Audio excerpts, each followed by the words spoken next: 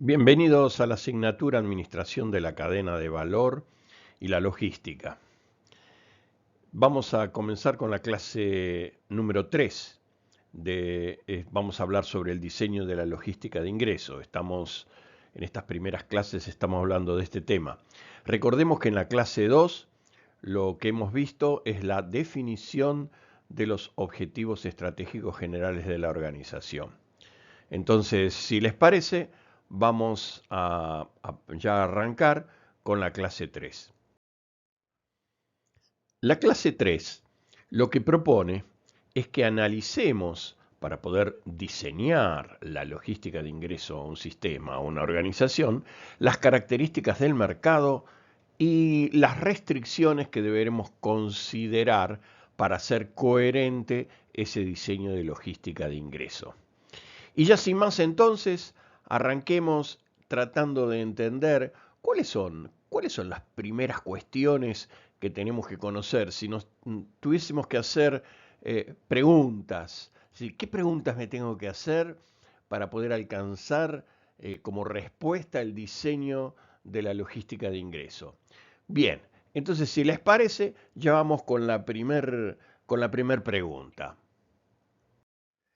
Si vamos a diseñar un sistema logístico, es decir, estamos hablando de realidades prácticas, vamos a tener que, en el caso que hemos propuesto como ejemplo, tenemos una planta de manufactura y este diseño de logístico IN es la incorporación de todos los productos, los servicios, los insumos que estamos necesitando para desarrollar ese proceso luego de fabricación. Entonces, la primera pregunta que nos tenemos que hacer ante esta propuesta de diseño logístico es, ¿y cuáles son los productos que tenemos que ingresar a nuestra planta de manufactura? Imaginemos que no da lo mismo cualquier producto. ¿Por qué? Porque las características del producto requieren de una cantidad de cuestiones que hacen a, por ejemplo, el producto puede tener un volumen muy grande y tendré que dimensionar los elementos para su transporte, para su estibado. El producto puede no ser muy voluminoso, pero puede ser pesado, entonces también tendré que contemplar esas características. Podríamos estar en presencia de un producto perecedero, por lo cual deberíamos también tener en cuenta las consideraciones, en el caso temporales, o por ejemplo, si requiere de un proceso de temperatura. El producto puede ser un producto químico, puede ser un explosivo, puede ser un producto que tenga características radioactivas, puede ser un producto que tenga que tener permisos especiales para su transporte o para tener en un depósito ese producto porque tiene características particulares. Imaginemos entonces todo lo que debemos saber de ese producto, todo lo que tenemos que trabajar sobre ese producto para entonces sí después diseñar ese proceso logístico de ir a buscarlo hasta el lugar donde se encuentra el proveedor e ingresarlo en nuestra planta, que va a ser esa planta de manufactura que después de alguna manera va a transformar esos productos en el producto final. Y recién dijimos que ese producto iba a ser adquirido a un proveedor. Bien, y acá viene entonces un punto muy fuerte. Tenemos que entender quiénes son esos proveedores, qué características tienen, en qué lugar físico se encuentran, cuáles son las condiciones de negociación que tenemos que tener. Hay un sinnúmero de situaciones que van a generar restricciones a nuestro proceso logístico. Ese proveedor puede tener establecidos horarios en los que tenemos que ir. Ese proveedor puede ser un personaje que tiene mucho poder negociador y entonces nosotros por allí tenemos que adecuarnos a sus exigencias. O por lo contrario, ese proveedor resulta ser un proveedor muy pequeño que no tiene poder negociador y nosotros podemos implantarle algún tipo de, digamos, dentro del proceso de negociación, proponerle nuestras conveniencias.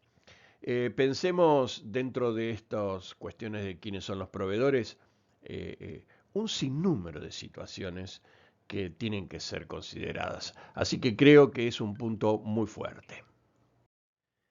¿Y cómo es nuestra empresa? ¿Y qué tendrá que ver esto de nuestra empresa? Sí, tiene mucho que ver. ¿Y por qué tiene mucho que ver? Porque vamos a tener restricciones. Vamos a tener restricciones, por ejemplo, económicas financieras. Nuestro proceso logístico puede tener que disponer de camiones, tenemos que disponer de grandes depósitos. Bueno, ¿tenemos esa infraestructura o tendremos que salir a conseguirla y tendremos entonces los recursos económicos financieros? Y también acá aparece un fenómeno también muy interesante, que es el factor humano. ¿Tenemos el factor humano para poder operar determinados recursos?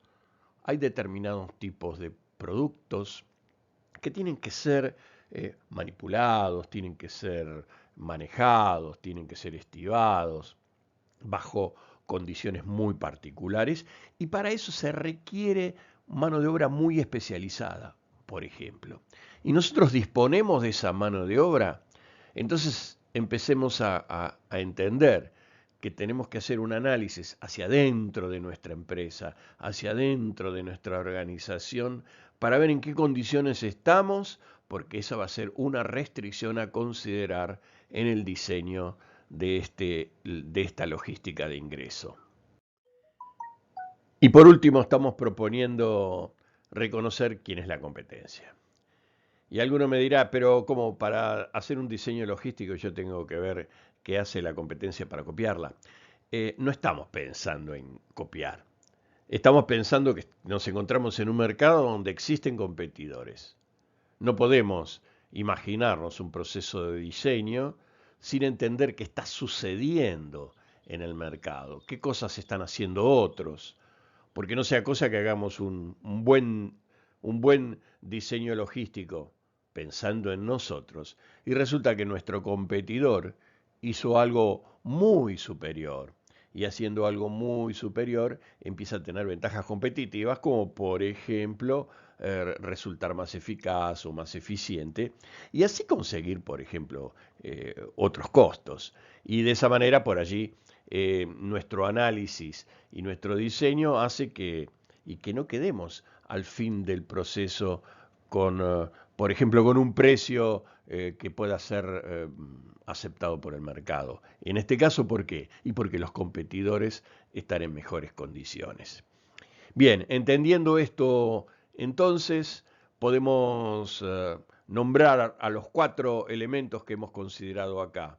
Al producto para saber cuáles son los productos que tenemos que comprar, a nuestros proveedores para saber quiénes son, qué características tienen, nuestra organización, nuestra empresa y por supuesto la competencia existente para poder entender qué es lo que está haciendo actualmente para no quedar nosotros fuera de mercado.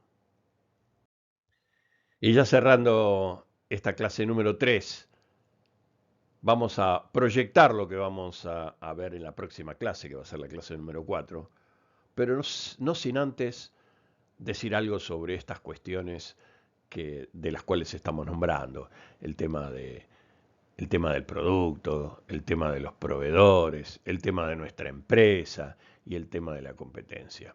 Cuando nosotros estamos analizando las características del mercado y las restricciones a considerar, tenemos que considerar y tenemos que analizar fuertemente quién es nuestro cliente final. ¿Quién es nuestro cliente final? ¿Con qué producto o servicio vamos a llegar a ese cliente final? Porque la satisfacción de ese cliente final con los productos o servicios que salgan de nuestro sistema de manufactura, es decir que, volvemos de nuevo, para poder hacer un buen diseño logístico IN, tenemos que estar pensando en la última etapa del diseño logístico OUT.